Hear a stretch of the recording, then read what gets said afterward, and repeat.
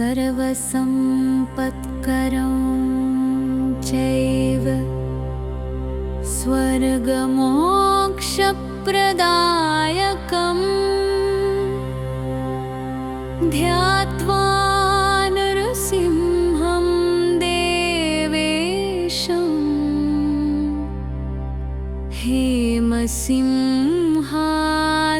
हेमसिंहासनस्थितम् विवृतास्यं त्रिनयनं शरदिन्दुसमप्रभं लक्ष्म्यालिङ्गितवामाङ्गं विभूतिभिरूपाश्रितं चतुर्भुजं कोमलाङ्गं स्वर्णकुण्डलशोभितं पूरोजशोभितोरस्कं रत्नकेयूरमुद्रितम् तप्तकाञ्चनसङ्काशं पीतनिर्मलवासनम्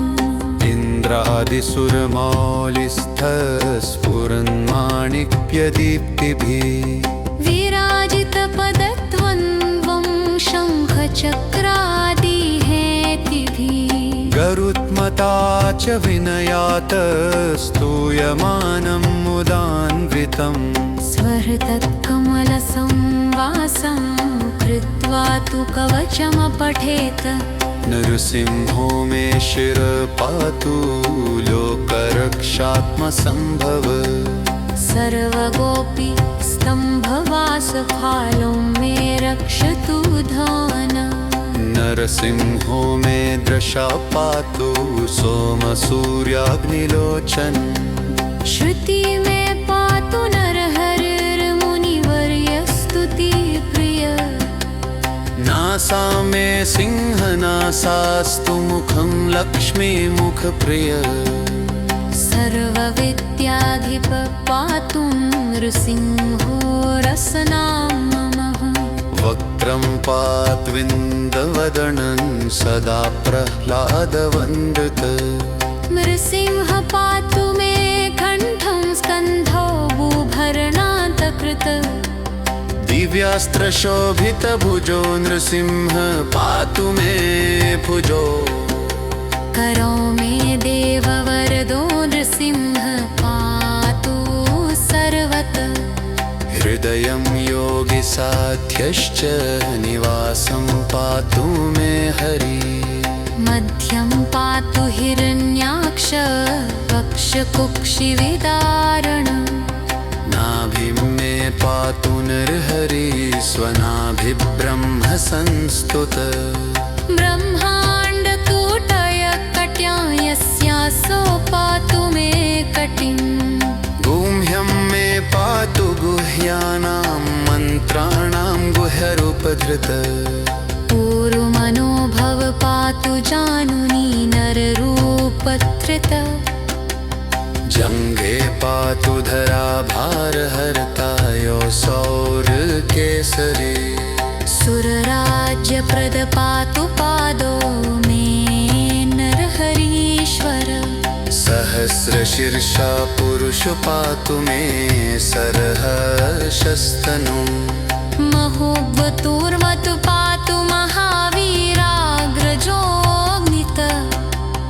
महाविष्णुर्दक्षिणे तु महाज्वालस्तु निरृतौ पश्चिमे पातु सर्वेषु दिशि मे सर्वतोमुख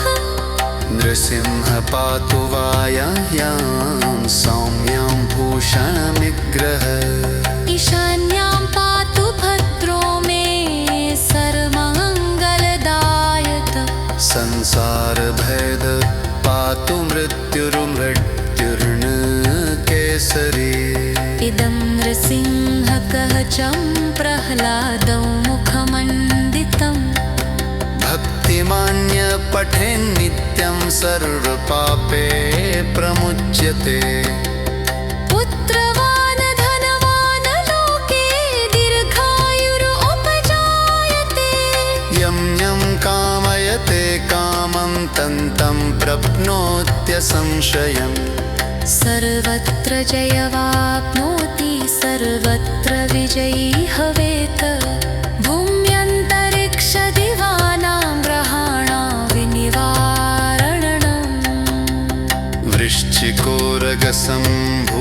विषापहरणं परम् ब्रह्मराक्षसयक्षाणां दूरोत्सारणकारणम् भुर्जे वा तालपत्रे वा कवचं लिखितं शुभम् करमूले धृतं येन सिद्धेयुः कर्मसिद्धय देवासुरमनुष्येषु स्वं स्वमेव जयं लभेत एकसन्ध्यं त्रिसन्ध्यं वाय पठेन्नियतो नरः सर्वमङ्गलमाङ्गल्यं भुक्तिं मुक्तिं च विन्दति 32,000 पाठात् शुद्धात्मभिर्नभे तव च स्यास्य मन्त्रस्य मन्त्रसिद्धिः प्रजायते आनेन मन्त्रराजेन कृत्वा भस्माभिमन्त्रणम् तिलकं बिभ्र्याद्यस्तु तस्य गृहभयं हरेत त्रिवारं जपमानस्तु तत्तन्नारतिमं फलचल् त्राशरत्यं मुरं मन्त्रं यः सिंहुज्जालमाचरेत् त्रस्यडोदो प्लुष्यन्ति च पुच्छसङ्गवम् विमत्रुजो जाते नदसिंहसदृशो भवेत् अनसचिन्तितं यस्तु स तच्चापुमत्यस्य वंशयम् गरजं तं गरजयं कं द्विजभुजपकिलं स्फोटयन्तं हरं ईद्यन्तं ता अयन्तमं गिलिभुवि किपिजमिषयन्तं द्रसन्तम् हं गं कं घोषयन्तं दिशि दिशि सपपं सङ्घडङ्कं हडङ्कम् तिक्षन्तं पूर्हयन्तं दनरिक्कलशपिरर्कित्य सिंहं गवागि इति प्रह्लादप्रोक्तं न सिंहकवचं सम्पूर्णम्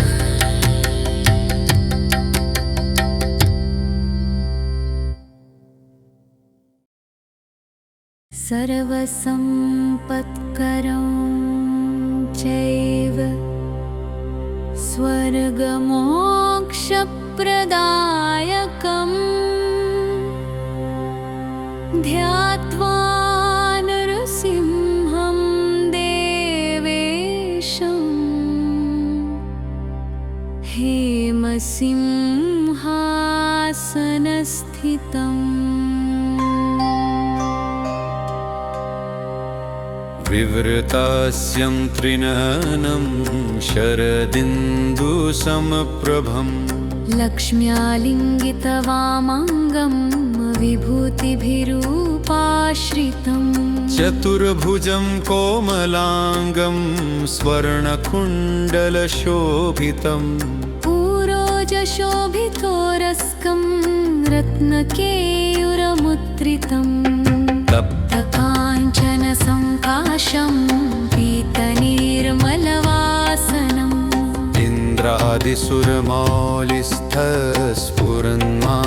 इन्द्रादिसुरमालिस्थस्फुरन्माणिक्यदीप्तिभिः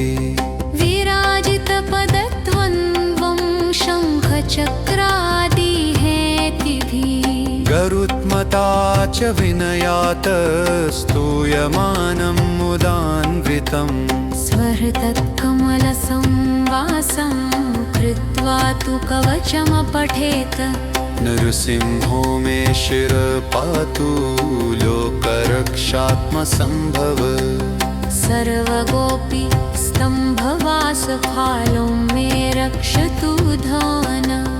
नरसिंहो मे दृशा पातु सोमसूर्याग्निलोचन् श्रुति मे पातु नरहरिर्मुनिवर्यस्तुतिप्रिय नासा मे सिंहनासास्तु मुखं लक्ष्मीमुखप्रिय सर्वविद्याधिप पातु नृसिंहो रसनाममः वक्त्रं पात्विन्दवदनं सदा प्रह्लादवन्दित नृसिंह पातु मे कण्ठं स्कन्धौ भूभरणात् धृत दिव्यास्त्रशोभितभुजो नृसिंह पातु मे भुजो करो मे देववरदो नृसिंह पातु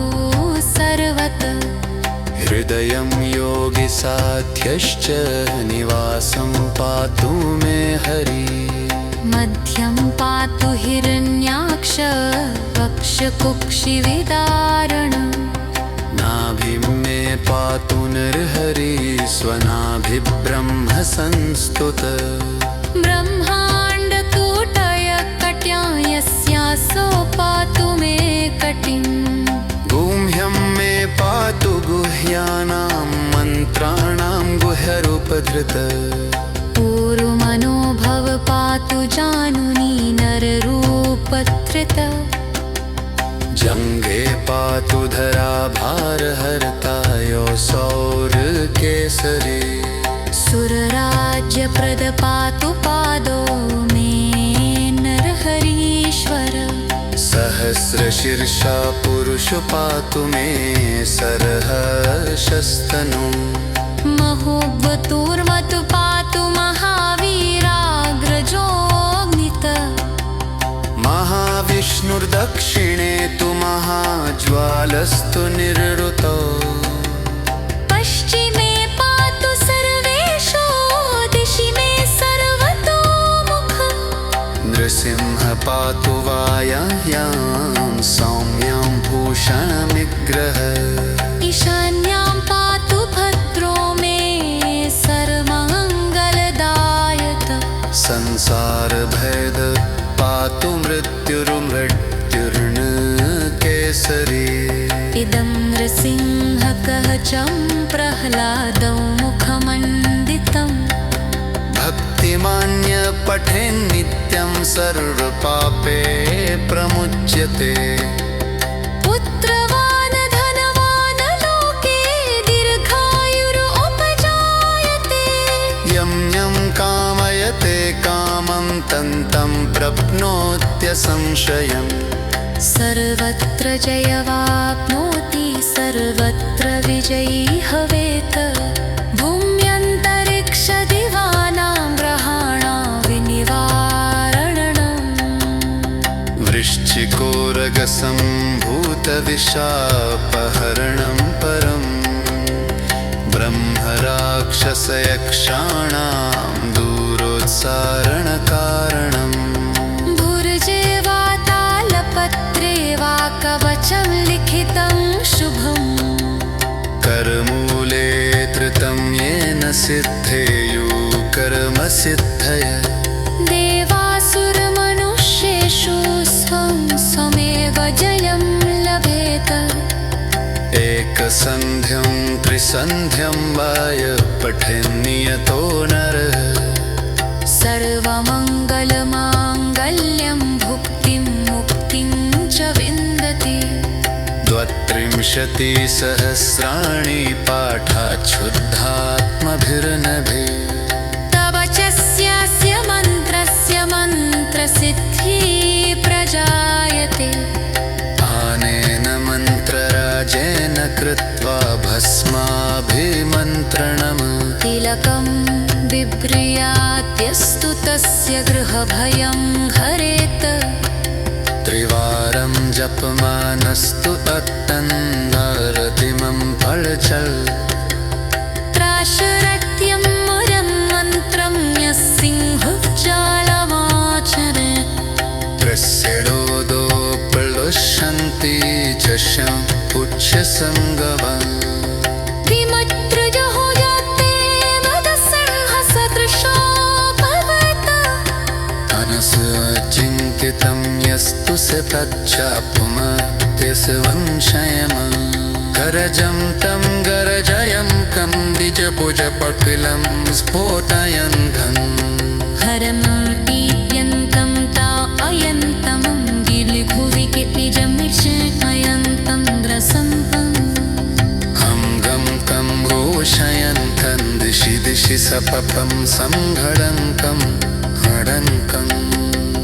तिक्षङ्कं पूरयन्तं धनरिक्करशपिर्कित् नृसिंहङ्गमगे इति प्रह्लाद प्रोक्तं नरसिंहकवचं सम्पूर्णम्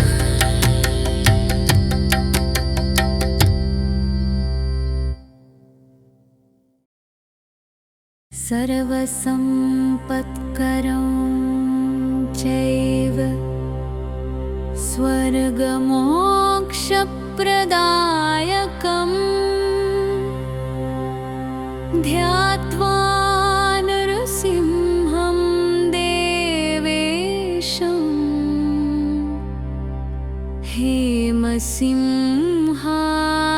हेमसिंहासनस्थितम्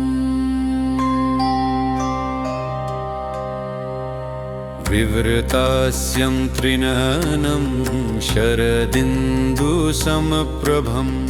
लक्ष्म्यालिङ्गितवामाङ्गं विभूतिभिरूपाश्रितं चतुर्भुजं कोमलाङ्गं स्वर्णकुण्डलशोभितं पूरोजशोभितोरस्कं रत्नकेयूरमुद्रितम् तप्तकाञ्चनसङ्काशं पीतनिर्मलवासनम्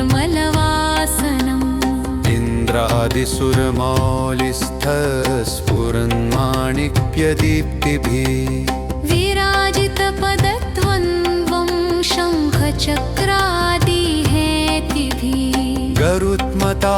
च विनयात् स्तूयमानं मुदान्वितम् स्वहृतत्कमलसंवासं कृत्वा तु कवचमपठेत् नरसिंहो मे शिरपातु लोकरक्षात्मसम्भव सर्वगोपी स्तम्भवासफालो मे रक्षतु धान नरसिंहो मे दृशा पातु सोमसूर्याग्निलोचन श्रुति मे पातु नरहरिर्मुनिवर्यस्तुतिप्रिय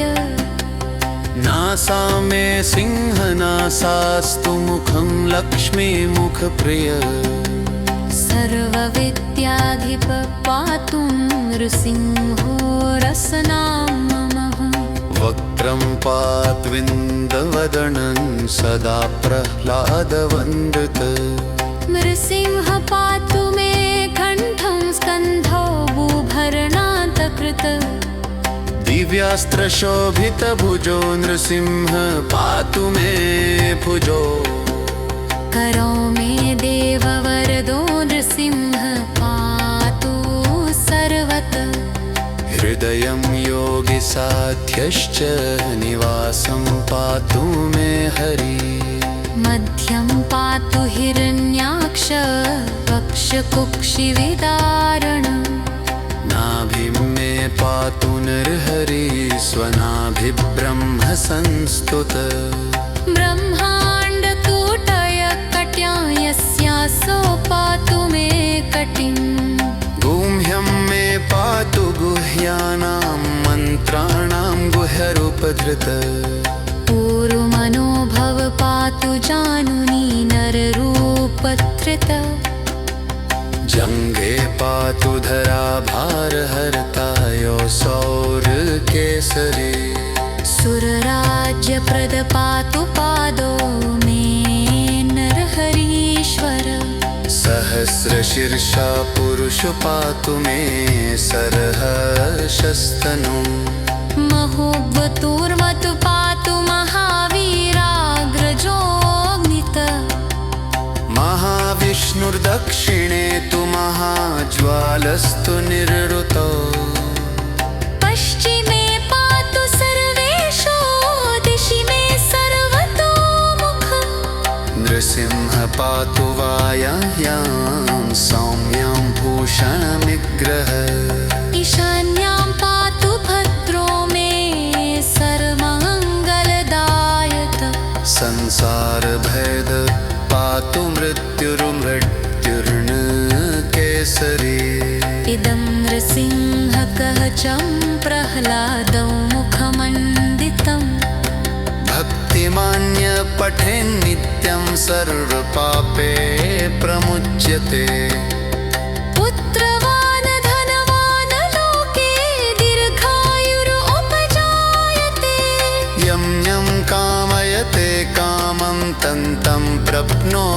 संशयम्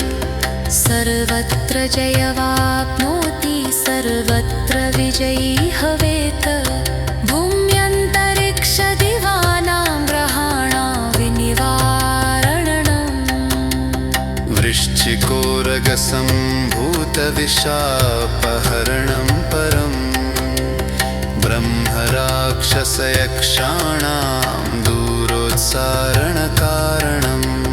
भुर्जे वा तालपत्रे वा कवचं लिखितं शुभम् करमूले धृतं येन सिद्धेयुः कर्मसिद्धय देवासुरमनुष्येषु स्वं स्वमेव जयं लभेत एकसन्ध्यं त्रिसन्ध्यं वाय पठेन्नियतो नरः सर्वमङ्गलमाङ्गल्यं भुक्तिं मुक्तिं च विन्दति 32,000 पाठाच्छुद्धात्मभिर्नभे तव च स्यास्य मन्त्रस्य मन्त्रसिद्धिः प्रजायते आनेन मन्त्रराजेन कृत्वा भस्माभिमन्त्रणम् तिलकं बिभ्र्याद्यस्तु तस्य गृहभयं हरेत् त्रिवारं जपमानस्तु तत्तन्नारतिमं फलचल् त्राशरत्यं मुरं मन्त्रं यः सिंहुज्जालमाचरेत् त्रस्यडोदो प्लुष्यन्ति जशं पुच्छसङ्गवम् विमत्रुजो जाते नदसिंहसदृशो भवेत् अनसचिन्तितं यस्तु स तच्चापुमत्यस्य वंशयम् गरजं तं गरजयं कं द्विजभुजपकिलं स्फोटयन्तं हरं ईद्यन्तं ता अयन्तमं गिलिभुवि किपिजमिषयन्तं द्रसन्तम् हं गं कं घोषयन्तं दिशि दिशि सपपं सङ्घडङ्कं हडङ्कम् तिक्षङ्कं पूर्हयन्तं दनरिक्कलशपिरर्कित्य सिंहं गवागि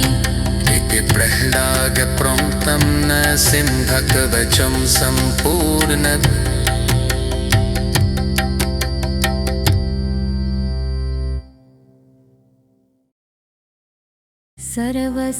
सर्वसम्पत्करं चैव स्वर्गमोक्षप्रदायकम् ध्यात्वा नरसिंहं देवेशम्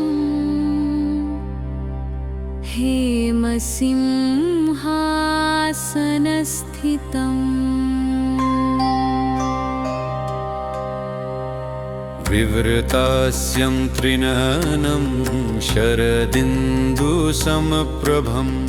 लक्ष्म्यालिङ्गितवामाङ्गं विभूतिभिरूपाश्रितं चतुर्भुजं कोमलाङ्गं स्वर्णकुण्डलशोभितम् पूरोजशोभितोरस्कं रत्नकेयूरमुद्रितम् तप्तकाञ्चनसङ्काशं पीतनिर्मलवासनम्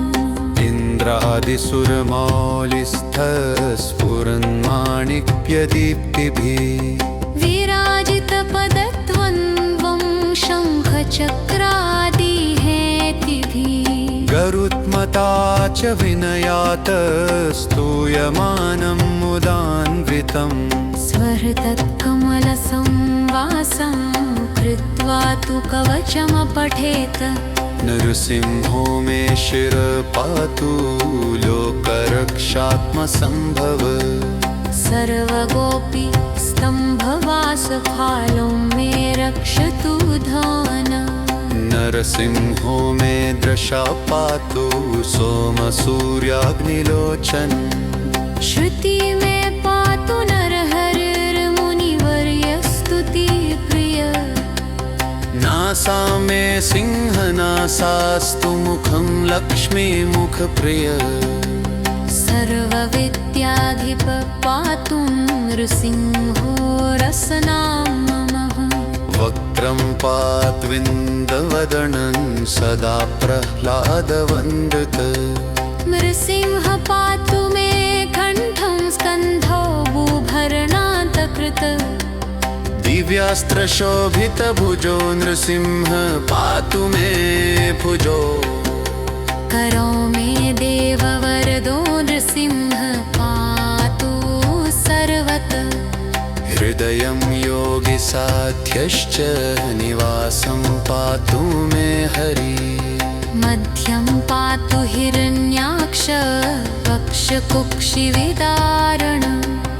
नाभिं मे पातु नरहरि स्वनाभिब्रह्म संस्तुत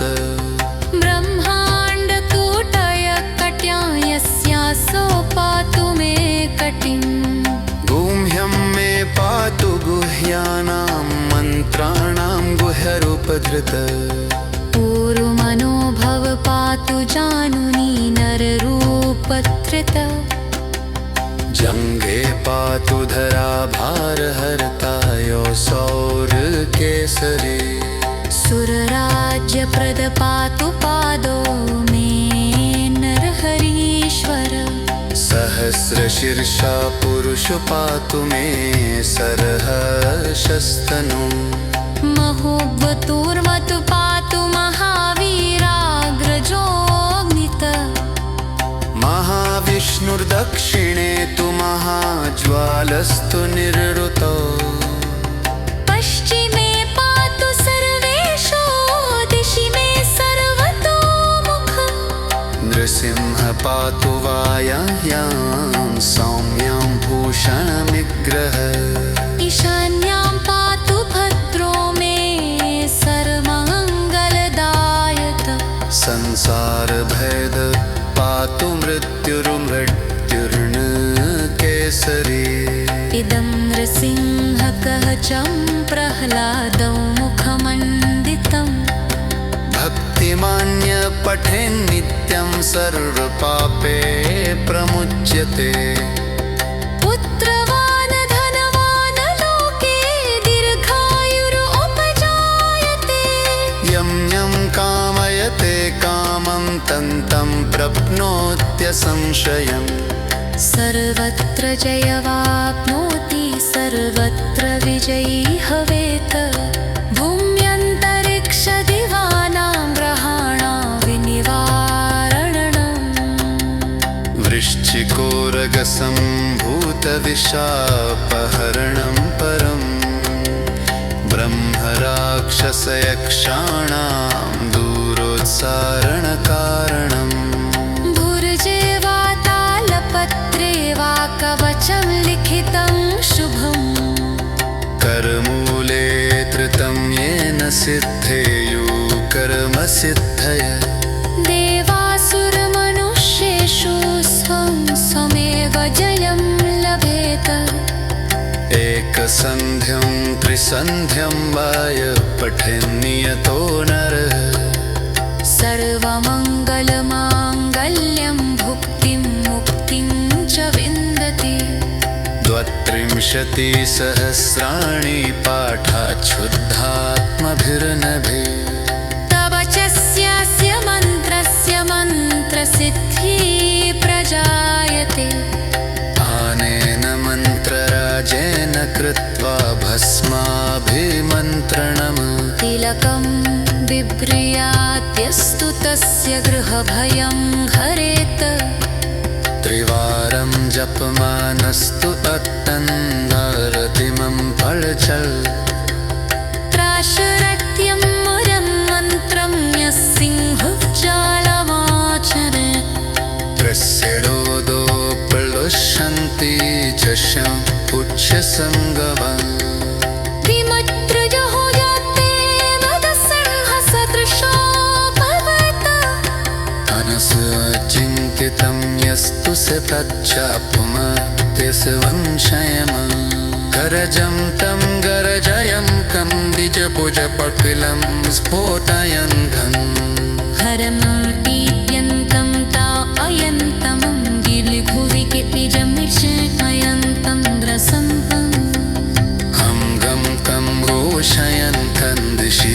सपपं संघडङ्कं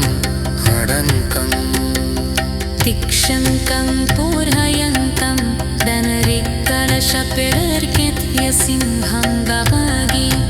इति प्रह्लादप्रोक्तं न सिंहकवचं सम्पूर्णम्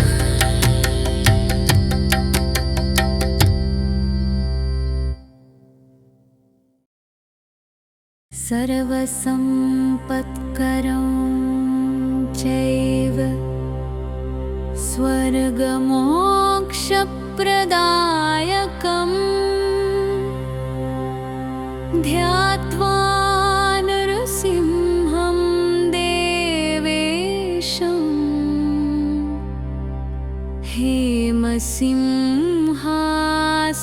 हेमसिंहासनस्थितम् विवृतास्यं त्रिनयनं शरदिन्दुसमप्रभं लक्ष्म्यालिङ्गितवामाङ्गं विभूतिभिरूपाश्रितं चतुर्भुजं कोमलाङ्गं स्वर्णकुण्डलशोभितं पूरोजशोभितोरस्कं रत्नकेयूरमुद्रितम् तप्तकाञ्चनसङ्काशं पीतनिर्मलवासनम्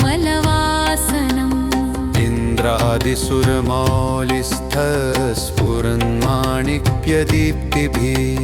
विराजितपदद्वन्द्वं शङ्खचक्रादिहेतिभिः गरुत्मता च विनयात् स्तूयमानं मुदान्वितम् स्वहृतत्कमलसंवासं कृत्वा तु कवचमपठेत नरसिंहो मे शिरपातु लोकरक्षात्मसम्भव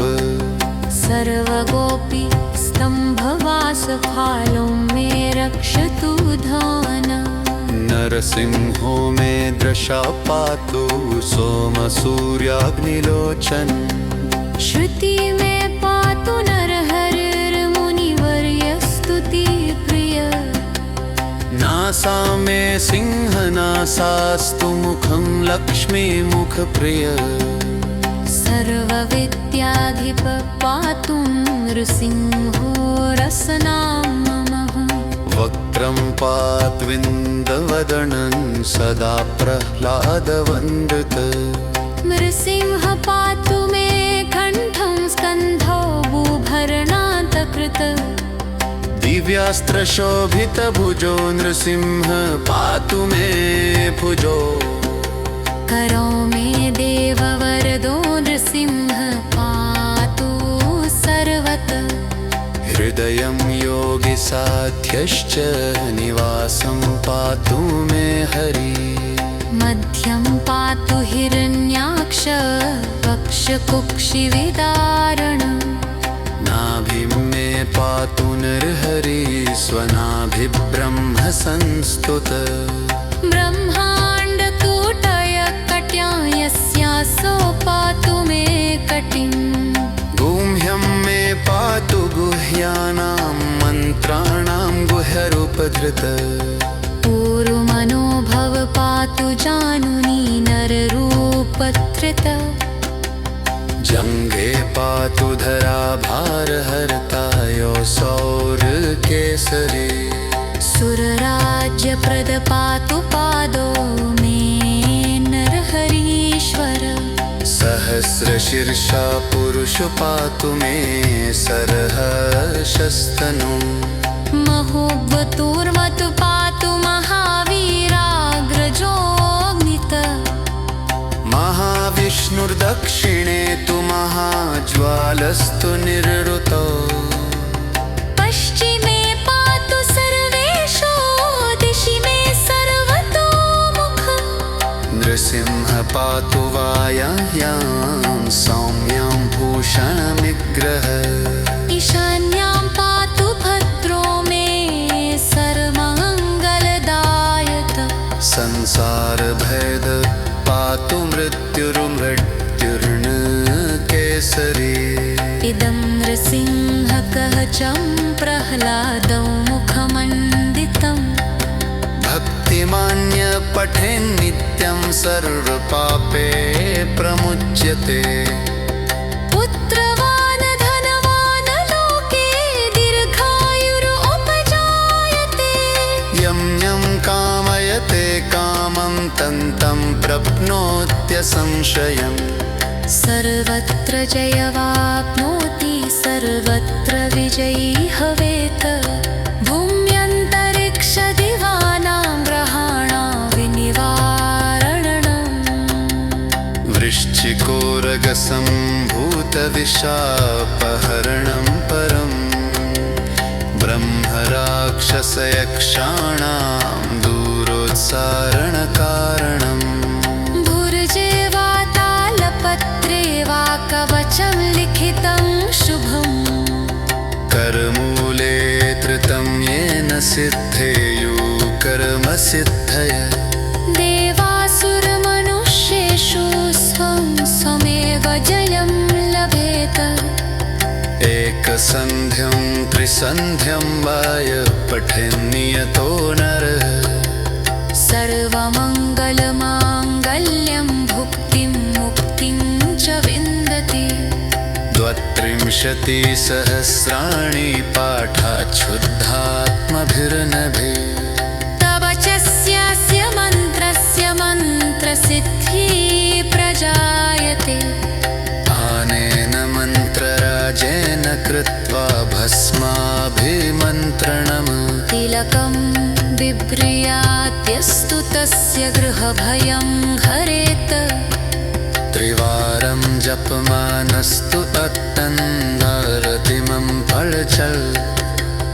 त्राशरत्यं मुरं मन्त्रं यः सिंहुज्जालमाचरेत् त्रस्यडोदो प्लुष्यन्ति झषं पुच्छसङ्गवम् विमत्रुजो जाते मदसिंहसदृशो भवेत्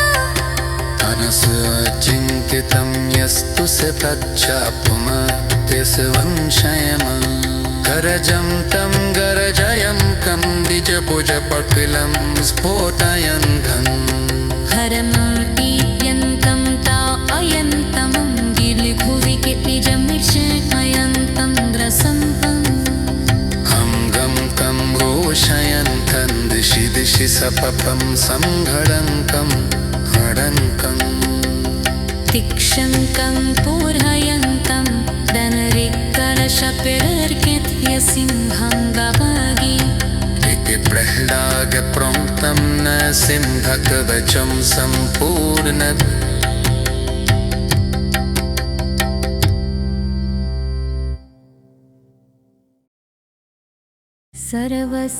सर्वसम्पत्करं चैव स्वर्गमोक्षप्रदायकम् ध्यात्वा नरसिंहं देवेशम्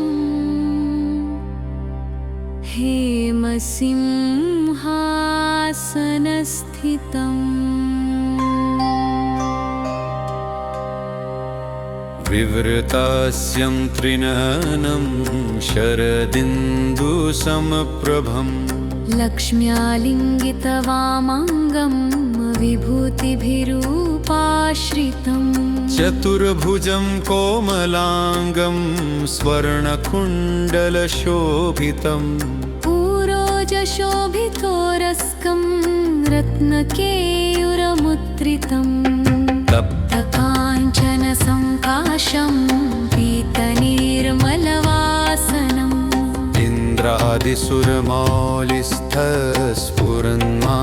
इन्द्रादिसुरमालिस्थस्फुरन्माणिक्यदीप्तिभिः विराजितपदद्वन्द्वं शङ्खचक्रादिहेतिभिः गरुत्मता च विनयात्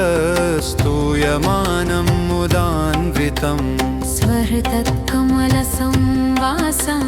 कृत्वा तु कवचमपठेत् नृसिंहो मे शिरपातु लोकरक्षात्मसम्भव सर्वगोपी स्तम्भवासफालं मे रक्षतु धान नरसिंहो मे दृशा पातु सोमसूर्याग्निलोचन श्रुति में पातु नरहरिर्मुनिवर्यस्तुति प्रिय नासा मे सिंहनासास्तु मुखं लक्ष्मीमुखप्रिय सर्वविद्याधिप पातु नृसिंहो रसनां ममः वक्त्रं पात्विन्दवदनं सदा प्रह्लादवन्दित नृसिंह पातु मे कण्ठं स्कन्धौ भूभरणान्तकृत दिव्यास्त्रशोभितभुजो नृसिंह पातु मे भुजो करो मे देववरदो नृसिंह पातु सर्वतः हृदयं योगिसाध्यश्च निवासं पातु मे हरि मध्यं पातु हिरण्याक्ष वक्षकुक्षिविदारणं नाभिं मे पातु नरहरि स्वनाभिब्रह्म संस्तुत ब्रह्माण्डकूटयकट्यां यस्यासो पातु मे कटिं गुह्यं मे पातु गुह्यानां मन्त्राणां गुह्यरूपधृत पूर्वमनोभव पातु जानुनी नररूपधृत जङ्घे पातु धरा भारहर्ता सौरकेसरी सुरराज्यप्रद पातु पादो मे नरहरीश्वर सहस्रशीर्षा पुरुष पातु मे सरहर्षस्तनु महोद्वतुर्मतु पातु महावीराग्रजोऽग्नित महाविष्णुर्दक्षिणे तु महाज्वालस्तु निरृतो पश्चिमे पातु सर्वेषु दिशि मे सर्वतोमुख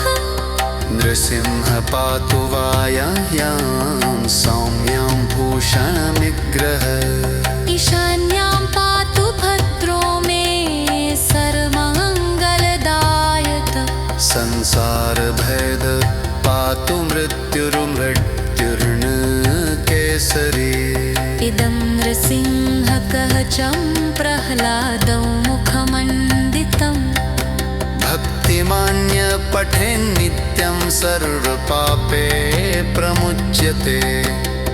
पुत्रवान् धनवान् लोके दीर्घायुरुपजायते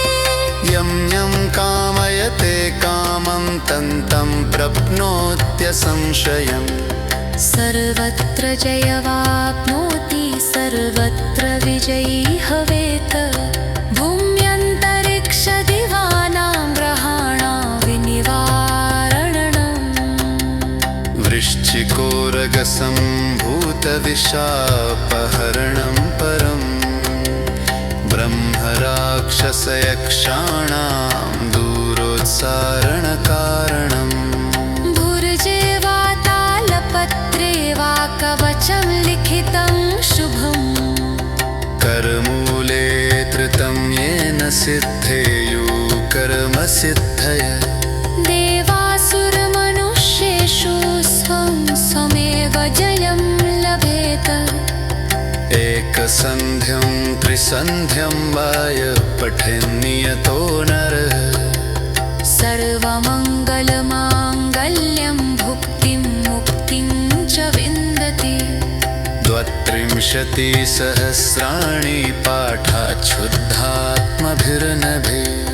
तव च स्यास्य मन्त्रस्य मन्त्रसिद्धिः प्रजायते अनेन मन्त्रराजेन कृत्वा भस्माभिमन्त्रणम् तिलकं बिभ्रियात्यस्तु तस्य गृहभयं हरेत् त्रिवारं जपमानस्तु तत्तन्नारतिमं फलचल् त्राशरत्यं मुरं मन्त्रं यः सिंहुज्जालमाचरेत् त्रस्यडोदो प्लुष्यन्ति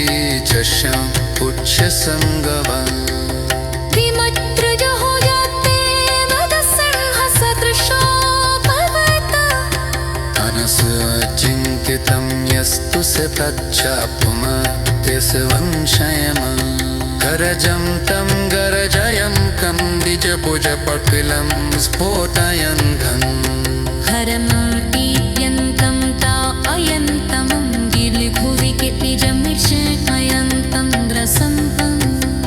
हं गं कं घोषयन्तं दिशि दिशि सपपं संघडङ्कं हडङ्कम्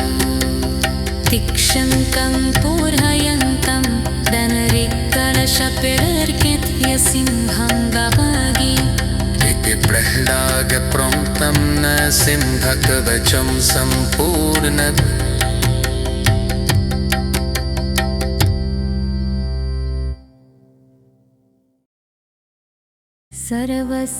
सर्वसम्पत्करं चैव स्वर्गमोक्षप्रदायकम् ध्यात्वा नरसिंहं देवेशम्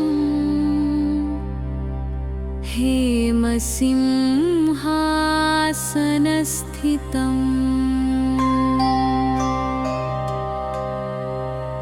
विवृतास्यं त्रिनयनं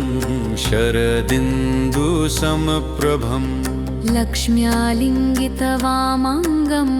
विभूतिभिरूपाश्रितं चतुर्भुजं कोमलाङ्गं स्वर्णकुण्डलशोभितं पूरोजशोभितोरस्कं रत्नकेयूरमुद्रितम् तप्तकाञ्चनसङ्काशं पीतनिर्मलवासनम्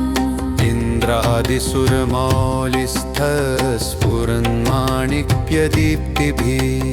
विराजितपदद्वन्द्वं शङ्खचक्रादिहेतिभिः गरुत्मता च विनयात्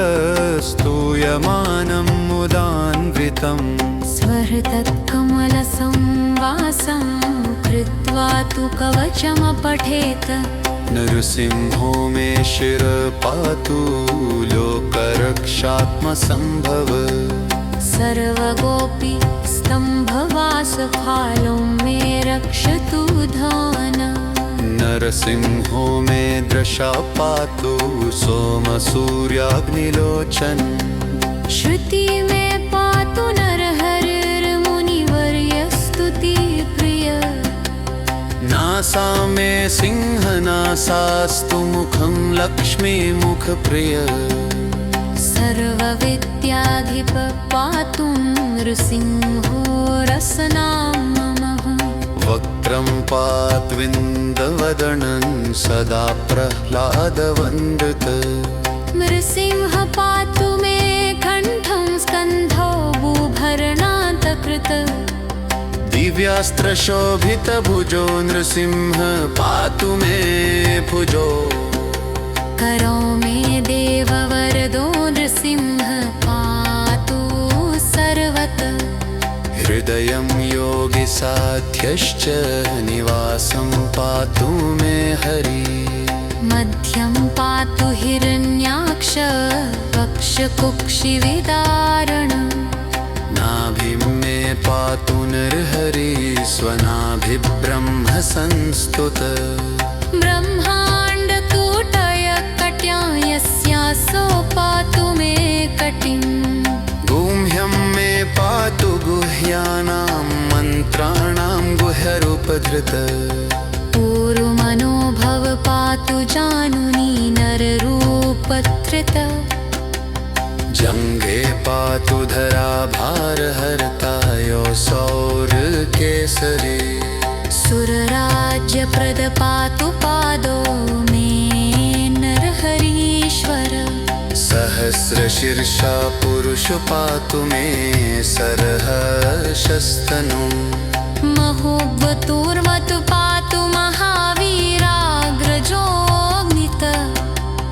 महाविष्णुर्दक्षिणे तु महाज्वालस्तु निर्वृतो पश्चिमे पातु सर्वेषु दिशि मे सर्वतोमुख नृसिंह पातु वायाह्यां सौम्यां भूषणां भूषणनिग्रह ईशान्यां पातु भद्रो मे सर्वमङ्गलदायक संसारभेद पातु मृत्युर्मृत्युर्न केसरी इदं नृसिंहकवचं प्रह्लादं मुखमण्डितम् भक्तिमान्य पठेन्नित्यं सर्वपापे प्रमुच्यते पुत्रवान् धनवान् लोके दीर्घायुरुपजायते यं यं कामयते कामं तं प्रप्नोत्यसंशयम् सर्वत्र जयवाप्नोति सर्वत्र विजयी हवेत् भूम्यन्तरिक्षदिवानां ग्रहाणां विनिवारणम् वृश्चिकोरगसम्भूतविशापहरणं परम् ब्रह्मराक्षसयक्षाणां दूरोत्सारणकारणम् भुर्जे वा कवचं लिखितं शुभम् करमूले धृतं येन सिद्धेयुः कर्मसिद्धय देवासुरमनुष्येषु स्वं स्वमेव जयं लभेत एकसन्ध्यं त्रिसन्ध्यं वाय पठेन्नियतो नरः सर्वमङ्गलमाङ्गल्यं भुक्तिं मुक्तिं च विन्दति 32,000 पाठाच्छुद्धात्मभिर्नभे तव च स्यास्य मन्त्रस्य मन्त्रसिद्धिः प्रजायते अनेन मन्त्रराजेन कृत्वा भस्माभिमन्त्रणम् तिलकं बिभ्र्यात्यस्तु तस्य गृहभयं हरेत् त्रिवारं जपमानस्तु तत्तन्नारतिमं फलचल् त्राशरत्यं मुरं मन्त्रं यः सिंहुज्जालमाचरेत् त्रस्यडोदो प्लुष्यन्ति झषं पुच्छसङ्गवम् विमत्रुजो जाते मदसिंहसदृशो भवेत् अनसचिन्तितं यस्तु स तच्चापुमत्यसंशयम् गरजं तं गरजयं कं द्विजभुजपकिलं स्फोटयन्तं हरं ईत्यन्तं ता अयन्तं गिलिभुवि निजमिषमयन्तं द्रसन्तम् हं गं कं घोषयन्तं दिशि दिशि सपपं संघडङ्कं हडङ्कम् तिक्षङ्कं पूर्हयन्तं दनरिक्कलशपिर्र्कित्य सिंहं गवागी इति प्रह्लादप्रोक्तं नरसिंहकवचं सम्पूर्णम्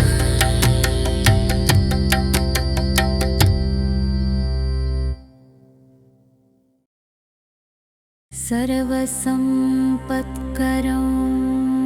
चैव स्वर्गमोक्षप्रदायकम् ध्यात्वा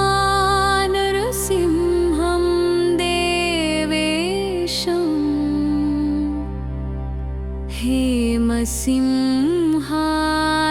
हेमसिंहासनस्थितम् विवृतास्यं त्रिनयनं शरदिन्दुसमप्रभम् लक्ष्म्यालिङ्गितवामाङ्गं विभूतिभिरूपाश्रितं चतुर्भुजं कोमलाङ्गं स्वर्णकुण्डलशोभितम् पूरोजशोभितोरस्कं रत्नकेयूरमुद्रितम् तप्तकाञ्चनसङ्काशं पीतनिर्मलवासनम्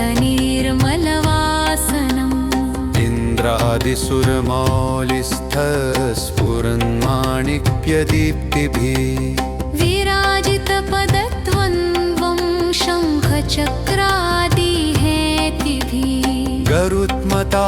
च विनयात्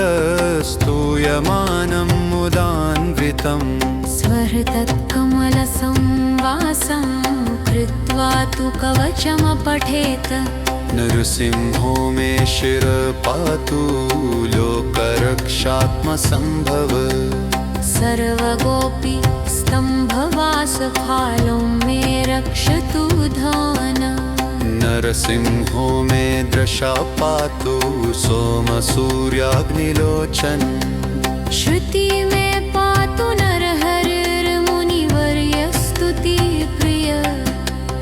नासा मे सिंहनासास्तु मुखं लक्ष्मीमुखप्रिय सर्वविद्याधिप पातु नृसिंहो रसनां ममः वक्त्रं पात्विन्दवदनं सदा प्रह्लादवन्दित नृसिंह पातु मे कण्ठं स्कन्धौ भूभरणान्तकृत दिव्यास्त्रशोभितभुजो नृसिंह पातु मे भुजो करो मे देववरदो नृसिंह पातु सर्वतः हृदयं योगिसाध्यश्च निवासं पातु मे हरि मध्यं पातु हिरण्याक्ष वक्षकुक्षिविदारण नाभिं मे पातु नरहरि स्वनाभिब्रह्म संस्तुत ब्रह्माण्डकूटयकट्यां यस्यासो पातु मे कटिम् गुह्यं मे पातु गुह्यानां मन्त्राणां गुह्यरूपधृत पूर्वमनोभव पातु जानुनी नररूपधृत जङ्घे पातु धरा भारहर्ता सौरकेसरी सुरराज्यप्रद पातु पादो मे नरहरीश्वर सहस्रशीर्षा पुरुष पातु मे सरहर्षस्तनु